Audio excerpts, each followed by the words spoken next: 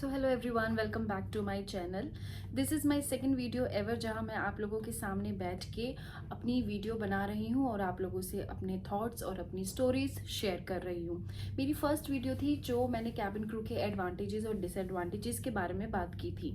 मेरी वीडियोज़ में आप लोगों ने देखा होगा कि बहुत सारी कैबिन क्रू जर्नी और कैबिन क्रू की क्लिप्स होंगी, तो मैंने ये सोचा कि why not I should share my journey, my story with you guys.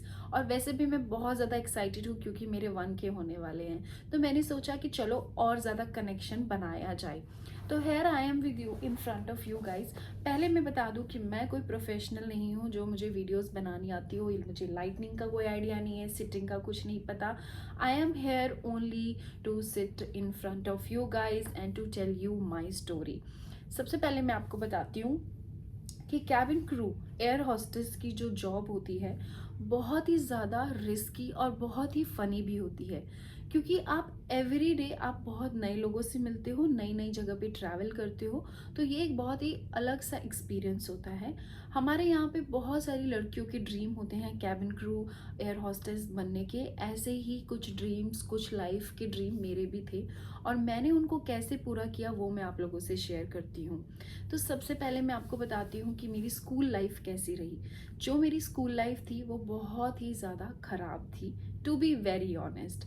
मेरी स्कूल लाइफ बिल्कुल भी अच्छी नहीं थी क्योंकि मैं एक एवरेज स्टूडेंट थी। मैं पढ़ाई में बिल्कुल भी अच्छी नहीं थी, मेरे इतने अच्छे मार्क्स नहीं आते थे।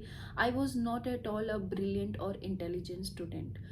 हाँ, उसके अलावा ये तो था कि मैं बाकी की चीज़ों में, जैसे कि एकेडमिक मेरी कुछ अलग चीज़ें होती थी या फिर कुछ डांस से रिलेटेड होता था। जैसे कि आपने देखा होगा मैं डांस वीडियोस भी डालती हूँ। इन सब एक्टिविटीज़ में मैं ठीक ठाक थी। तो मुझे ये था कि इन सब चीज़ों में तो मैं कुछ कर जाऊंगी, लेकिन पढ़ाई से रिलेटेड मैं कुछ भी नहीं कर पाऊंगी। और हुआ भी कुछ ऐसा ही। बट लाइफ ने मुझे एक ड्रास्टिक चेंज भी दिया। तो जैसे ही मैंने अपनी लाइफ में 10th क्लियर की, मैंने अपनी स्टडीज़ 10th को मैंने जैसे तैसे क्लियर किया और हमारे घर में रिलेटिव्स आए, मेरे अंकल आए, आंटी आई, तो सब लोगों ने ना मेरे से पूछना शुरू किया कि अब आगे तुम्हारे क्या प्लान है। और एक ये नॉर्मल फैमिली में होता ही है, जब आपके घर में रिलेटिव्स आते हैं तो वो आपसे पूछते हैं कि बेटा now what is your plan next, अब आप क्या करना चाहते हो। तो that's how my journey also started. अब वहाँ पे थी मैं ब्लैंक, क्योंकि मैंने कुछ नहीं सोचा हुआ था। बट मुझे एक इंडिपेंडेंट वुमेन बनना था, मुझे अपनी लाइफ में करियर चाहिए था, ग्रोथ चाहिए थी, ट्रैवल करना था, मुझे फाइनेंशियली स्टेबल भी होना था। क्योंकि मैं भी खुद एक मिडिल क्लास फैमिली से हूँ जहाँ पे लड़कियों पे बहुत सारे रिस्ट्रिक्शंस होते हैं, जहाँ पे 7 बजे के बाद हमें भी अलाउड नहीं किया जाता है, जहाँ पे हमें भी बोला जाता है कि ये चीज़ ऐसे नहीं करनी, ऐसे करनी है। और नाइट शिफ्ट की अलाउड नहीं है, जॉब एंड लिटरली बाहर उस वक्त जाने के लिए ऐसे परमिशंस नहीं दी जाती थी। और ये हमारे इंडिया में आज भी है और मेरी लाइफ में भी ऐसी ही चीज़ें थी जहाँ पे मुझे भी काफ़ी जगह रोका गया।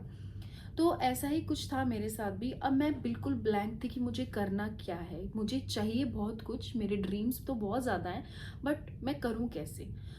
बस 11th और 12th मैंने जैसे तैसे क्लियर की विद कॉमर्स सब्जेक्ट्स। और मैंने फिर अपना 12th क्लियर करने के बाद सोचा कि अब मुझे ना बाहर जाना है, मुझे अपनी लाइफ में कुछ करके दिखाना है, मुझे कुछ तो बनना है। मैं भी जैसे एक मिडिल क्लास फैमिली से थी, तो मैंने भी ना अपनी लाइफ में देखा है कि फाइनेंशियली कहाँ कहाँ दिक्कतें होती थी। हालांकि मेरे पेरेंट्स ने, मेरी मम्मा ने मुझे बहुत ही अच्छे से, हमारी मदर ने हमें बहुत अच्छे से रखा है। हमारे आसपास के एनवायरनमेंट हमें बहुत अच्छा भी मिला है, लेकिन फिर भी एक होता है ना कि कुछ ना कुछ कमी रह जाती है। तो हमेशा से मुझे था कि मैं फाइनेंशियली बहुत स्ट्रॉन्ग बन जाऊँ, मुझे भी अपने ड्रीम्स पूरे करने हैं। तो ऐसे ही बस 12th क्लियर करने के बाद मैंने सोचा I want to go out, और मैंने इस चीज़ के लिए अपने घर में बात की और घर वालों को कन्विंस करना शुरू किया। प्रॉब्लम ही यहाँ से शुरू होती है जब आप फैमिली को कन्विंस करने लगो, क्योंकि आपकी फैमिली ना हिस्ट्री देख के और लड़कियों को जिस तरह से रखा जाता है या जैसी भी चीज़ें होती है वो अलाउ नहीं करते आपको जल्दी से। बट उसके लिए आपको अपने पेरेंट्स को, अपनी फैमिली को मनाना पड़ता है। अब मैं भी उसी स्टेज पे थी जहाँ पे ना मेरा बहुत ज़्यादा ये स्ट्रगल था कि मुझे अपने पेरेंट्स को, अपनी फैमिली को कन्विंस कैसे करना है इस चीज़ के लिए कि मुझे जॉब करनी है और मुझे बाहर जाना है। और मैं अपने घर में सबसे बड़ी थी। I was the eldest one, I am the eldest one. तो मेरे बाद के जितने भी सिबलिंग्स हैं वो लोग मुझे ही तो देखेंगे कि दी ने क्या किया है। तो इस चीज़ का भी ना मेरे पेरेंट्स को बहुत डर रहता था। अपनी 12th जैसे तैसे ख़त्म की। सॉरी, मैं एक बार कैमरा सेट कर लूँ। मैंने 12th अपनी कंप्लीट की और उसके बाद मुझे ये हो गया था कि I want to go out और I want to do something. तो मेरे कॉलेज में एक लड़की थी जिसको भी ऐसे ही बाहर जॉब करनी थी और वो भी फाइनेंशियली स्ट्रांग होना चाहती थी। तो हम दोनों ने डिसाइड किया कि हम ना कहीं कहीं स्मॉल स्मॉल इंटरव्यूज़ देने चलते हैं, जहाँ पे भी हमें इंटरनेट के थ्रू पता चलेगा और उसके बाद हम देखते हैं कि हमारी जॉब अगर कहीं बाहर लग जाती है या फिर कुछ हमें ऑप्शन मिलता है तो हम उसी के अकॉर्डिंगली अपनी लाइफ में ग्रोथ पा जाएंगे शायद। तो मैं और वो लड़की हम दोनों साथ में बहुत सारे इंटरव्यूज़ हम लोगों ने दिए थे। और मुझे आज भी याद है कि हम लोग ना ट्रेन से भी ट्रैवल करते थे, बस से भी ट्रैवल करते थे, ऑटो से भी ट्रैवल करते थे, जहाँ जहाँ छोटे छोटे एरियाज़ में इंटरव्यूज़ होते थे।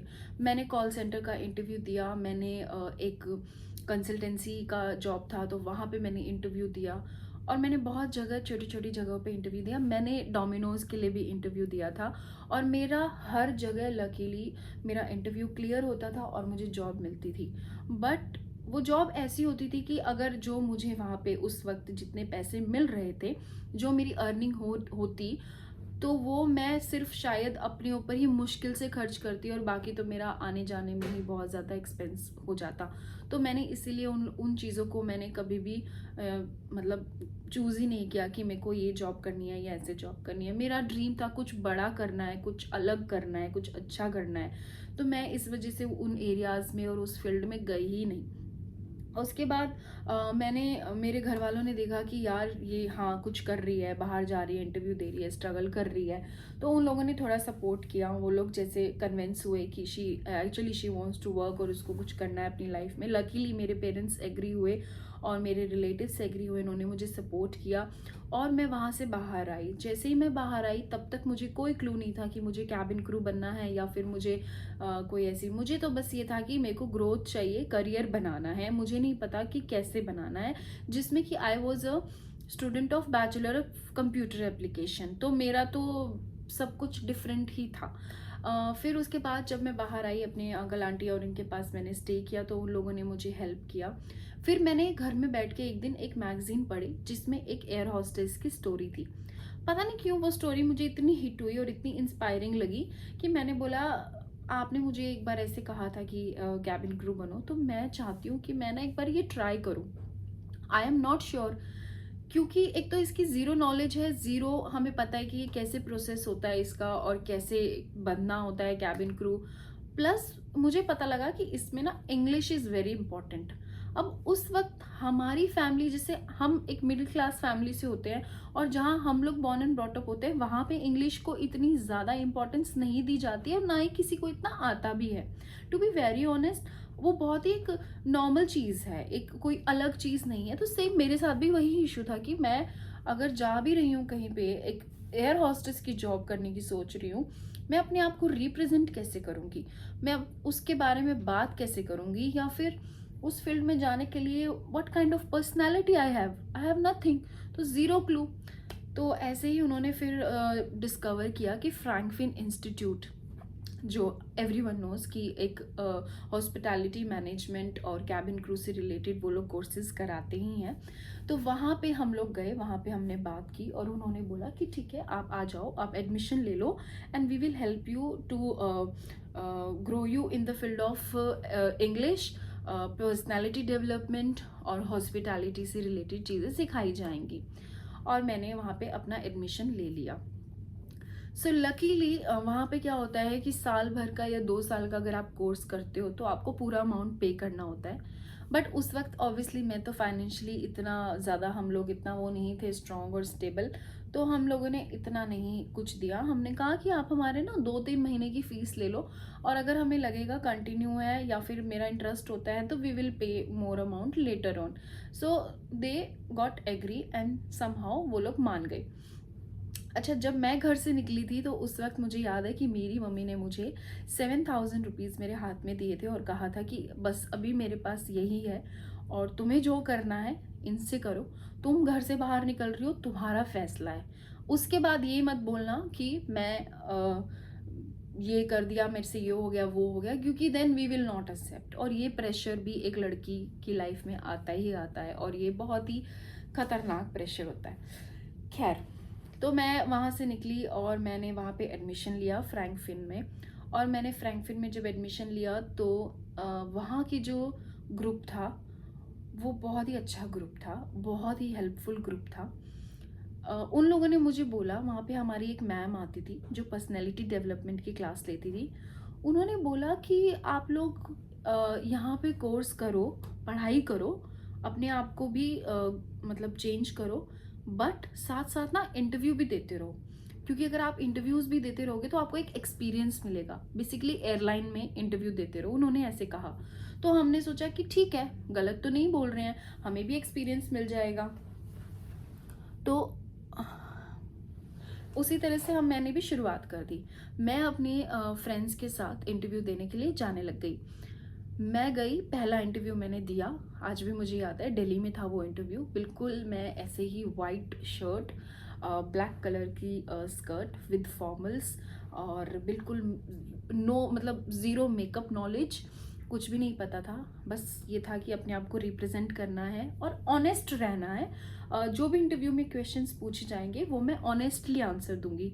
और सेम वही चीज़ मैंने फॉलो की।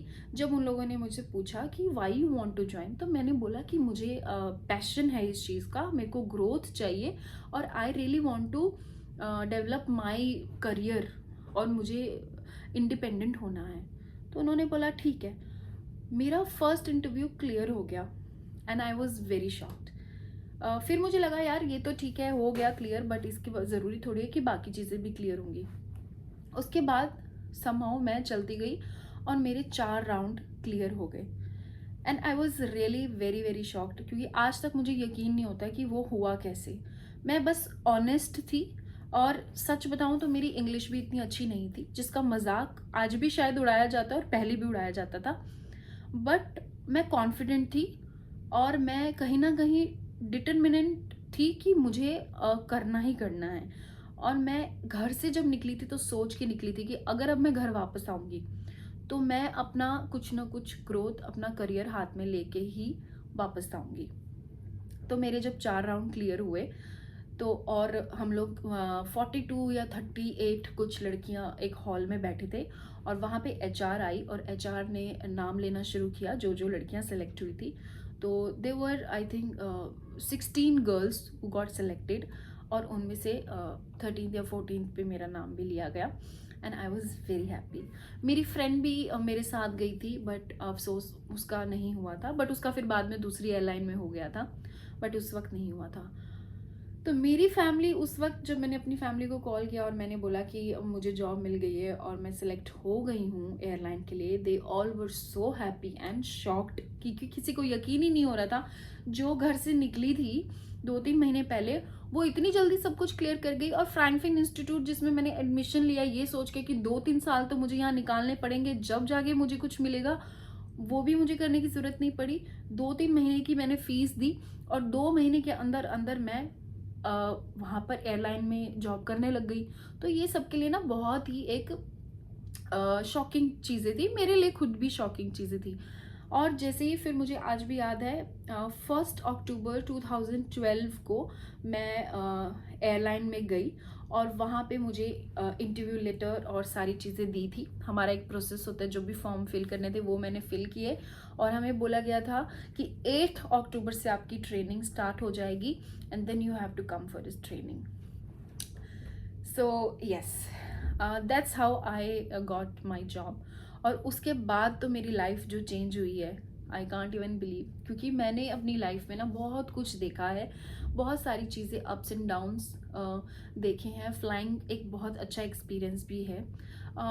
So that's it, end of the story. आप लोगों से यही बोलूँगी इन द एंड कि stay focused, always be positive, stay strong, और जो भी आप अपनी लाइफ में करना चाहते हो उसके लिए ना आप हमेशा स्ट्रॉन्ग थॉट्स लेके आओ, पॉजिटिविटी लेके आओ, और यू हैव टू फाइट। आप बिना फाइट किए fight in the sense in a positive way, you have to fight for your rights. और जब तक आप फाइट नहीं करोगे आपको अपनी लाइफ में वो चीज़ें नहीं मिलेंगी। तो बस इसी तरह से work hard and I hope जिसको भी अपनी लाइफ में जो भी चीज़ें चाहिए वो उन्हें ज़रूर मिले, चाहे वो करियर हो या फिर कुछ और। And thank you so much for watching my videos and please don't forget to subscribe my channel.